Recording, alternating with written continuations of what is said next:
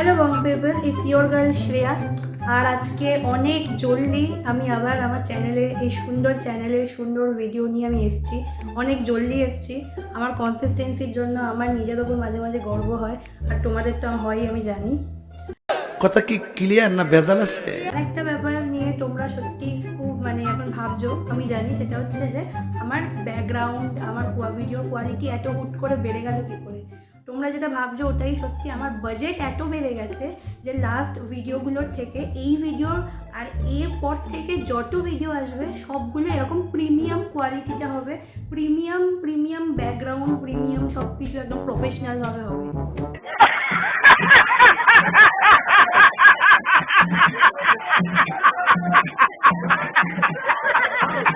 Actually না guys, jokes part এই কদিন আমার হয়নি ভিডিও করা অ্যাকচুয়ালি। আর তার উপর যখন আমি আমার বাজেটটাও প্রচণ্ড বেড়ে গেছিলো, তো যার জন্য আমি ভাবছিলাম যে কী করে করব ভিডিও, কী করে করব। তারপর আমি ভাবলাম যে আমার ভিডিওটা তোমরা যখন ভালো বাজেটে বানাই, বেশ সুন্দর ব্যাকগ্রাউন্ডে, সুন্দর কোয়ালিটিতে, সুন্দর ক্যামেরায় বানাই, তখনও তোমরা দেখো না। আর এই ভিডিও যেটা করছি সেটাও তোমরা দেখবে না। ঠিক বলেছো। তো বেসিক্যালি এই কদিন মানুষ অনেক রকমের ভিডিও ইউটিউবে দিয়েছে, আমি দেখেছি। আমার অনেক রকমের নতুন কন্টেন্ট আমি দেখেছি, কিন্তু ভাই কাঞ্চন মল্লিকের বিয়ে, ভাই রে ভাই, আমি লাইফে মনে হয় প্রথম একজনকে দেখলাম যাকে দু দফায় রোস্ট করা হয়েছে। একটা রেজিস্ট্রিতে রোস্ট, সেকেন্ড দফায় রোস্টটা তার সোশ্যাল মিডিয়াতে রোস্ট। কি বলবো, কাঞ্চন মল্লিকের বিয়েটা আম্বানির ছেলের বিয়ের থেকেও বেশি মেমোরেবল থাকবে পুরো জাতির কাছে, পুরো বাঙালি জাতির কাছে। তো যারা ভাবছো আজকে আমার ভিডিওর টপিক কাঞ্চন মল্লিক, না ভাই না। আমি জানি ওই ভিডিওর উপর তোমরা 100 কোটি 500 কোটি ভিডিও দেখে নিয়েছো। আমার ভিডিওর টপিক ওটা না। আমি এর আগেও ভাইরাল হওয়ার জন্য কোনো ভাইরাল টপিকের উপর ভিডিও বানাইনি, আর আজকেও আমি বানাবো না। আজকেও আমি সেটাই করবো যেটা আমি এতদিন ধরে করে এসেছি। সেটা হলো অনেক কিছু করে এসেছি, তো মজা নেই আ রাহা হ্যায়। অনেক কিছুই করে এসেছি। তার মধ্যে একটা জিনিস করেছিলাম, গভীর জলের মাছ ওয়েব সিরিজ বলে একটা ওয়েব সিরিজ আমি রিভিউ করেছিলাম, যেটা এত সুন্দর ভাবনা হইচইয়ের দ্বারা। তো রিসেন্ট আমি আরেকটা ওয়েব সিরিজ দেখলাম। আমি যে সারাদিন ল্যাট খেয়ে খেয়ে বাড়িতে শুয়ে শুয়ে মোবাইল দেখতাম, কাঞ্চন মল্লিকের বিয়ে, আম্বানির বিয়ে, আকায়া হয়ে গেল, দীপিকা প্রেগনেন্ট হয়ে গেল, এত টপিক থাকা সত্ত্বেও আমি ইলেকট্রিক্যাল বন্ড হয়ে গেল, আমি একটা ভিডিও বানালাম না। কিন্তু ভাই, আমি এই ওয়েব সিরিজটা দেখার পর লিটারালি আর মোবাইলে ক্যামেরার সামনে মুখ না এনে পারলাম না। আমার মনে হলো কন্টেন্ট। কথা কি ক্লিয়ার না ভেজাল আছে? তো আজকের হইচইয়ের দ্বারা সৃষ্ট আর একটা অমর সৃষ্টি ওয়েব সিরিজের নাম কলঙ্ক।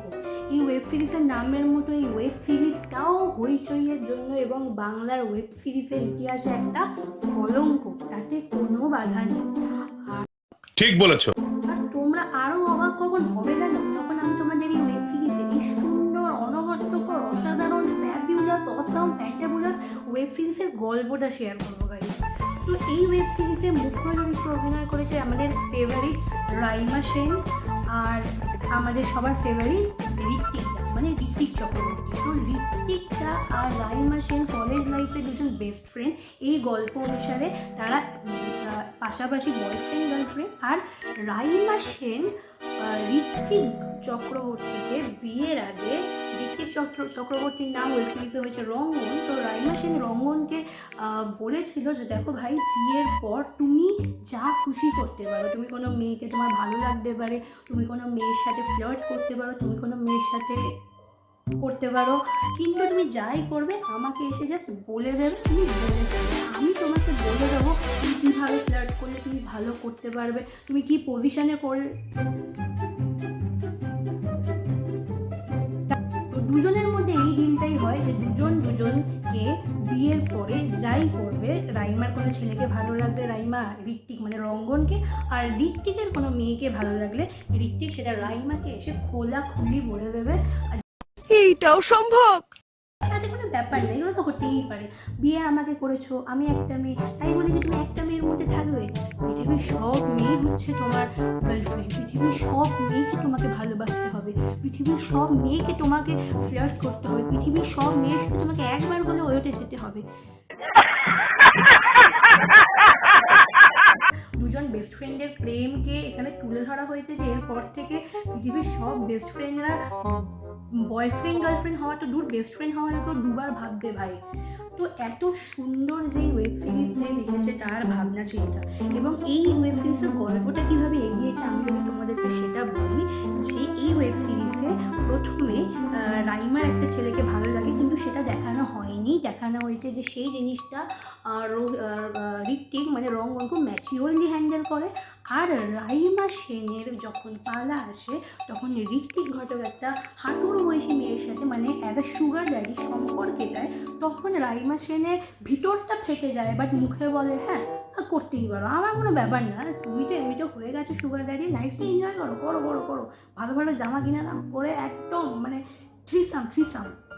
सारे मिलके हमको पागल बना रहे हैं मादर। কিন্তু তারপর হঠাৎ করে একটা সময়ের পর রাইমা সেনের ভিতরের ওয়াইফি শটটা জেগে ওঠে, আর তার ভিতরে আগুন জ্বলতে শুরু করে। ভাই যাই হোক, বাঙালি বউ তো আগুন তো ভাই একটু হলেও জ্বলবে। নিঃসন্দেহে তুই ঠিক কথা বলেছিস। কিন্তু তারপরে আমার সব থেকে বেশি কষ্ট লেগেছে এই ওয়েব সিরিজে এদের দুজনের যে মেয়ে আছে তার উপর। সে তো ভাই একদম ইনোসেন্ট বাচ্চা, সে বলছে মা বাবাকে দেখলাম তার গার্লফ্রেন্ডের সাথে ঘুরে বেড়াচ্ছে রাস্তায়, তুমি বাবাকে কিছু বলবে না? তার মায়ের উত্তর হচ্ছে বাবার জীবন বাবা করতেই পারে, সারা জীবন যদি তোমাদের কথা ভাবি আমাদের এনজয়মেন্টটা কোথায় যাবে? सारे मिलके हमको पागल बना रहे हैं मादर। এই পুরো ওয়েব সিরিজ জুড়ে এই মেয়েটার সাথে যে এতবার ময়ে হয়েছে না, যে এই মেয়েটাকে এবার টাকা দিয়ে রাগ ময়ে শিখতে হবে। কিন্তু এই অসাধারণ ওয়েব সিরিজেরও কিন্তু লাস্টের টুইস্ট আছে, তোমরা কিন্তু ভেবো না কোনো টুইস্ট নেই, টুইস্ট কিন্তু থাকবে। আর টুইস্টটা হলো এটাই যে এই মেয়েটা মায়ের অক্ষমতা ঢাকতে আর বাবার গার্লফ্রেন্ডের সাথে বাবার বিন্দু আর সহ্য করতে না পেরে বাবার গার্লফ্রেন্ডকেই উপরে পাঠিয়ে দিয়েছে। আর সেই যে খুন, বাবার গার্লফ্রেন্ডকে খুন, সেই খুনের তদন্ত করছে কে? মায়ের বয়ফ্রেন্ড। মানে এর থেকে প্রিমিয়াম লেভেলের গল্প হইচই। মানে গল্প দেখেছো, বাবার গার্লফ্রেন্ডকে খুন করেছে, তদন্ত করছে মায়ের বয়ফ্রেন্ড। মানে বাবার গার্লফ্রেন্ডকে খুন করেছে, তার তদন্ত করছে মায়ের বয়ফ্রেন্ড। আলাদা লেভেল, মানে এইগুলো না আমার আর তোমার মাথায় ঢুকবে না বস, এগুলো হচ্ছে আলাদা লেভেল। মানে আমি খালি ভাবছি যদি সত্যজিৎ রায় বেঁচে থাকতেন না, তাহলে নিজের পাওয়া অস্কারটা হইচইয়ের নামে ডোনেট করে দিয়ে যেতেন আর বলতেন যে বাঙালিকে কেউ ভাই বিট করতে পারবে না, বিয়ে পরকিয়া নষ্টামি নোংরামি এগুলোতে মানে বাঙালি হচ্ছে বাঙালিরা লেগে গেছে। তো যাই হোক, এই হচ্ছিল এই মানে কালজয়ী ধনঞ্জয়ী অস্কার ওয়েব সিরিজের তোমাদের সাথে আমি শেয়ার করলাম গল্পটা। তোমাদের কেমন লাগলো অবশ্যই আমাকে জানাবে কমেন্টে, জানি কেউ করবে না, তবুও ভাই ফর্মালিটি করতে দাও, তো অবশ্যই জানাবে কেমন লাগলো। আর ভিডিও এরকম আসতে থাকবে এই সুন্দর ব্যাকগ্রাউন্ডে, এবার আসতে থাকবে বিকজ এবার আমার কিছু এফোর্ট যাবে না, আমার কিছু খসছেও না। তো আমি খুব হ্যাপিলি এভাবে সুন্দর ভিডিও বানাতে পারবো। আর তোমরা আমাকে সাজেস্ট করতে পারো যে তোমরা আর কি ভিডিও নিয়ে দেখতে চাও। তো দেখা হচ্ছে পরের ভিডিওতে। Stay tuned with your girl Shreya.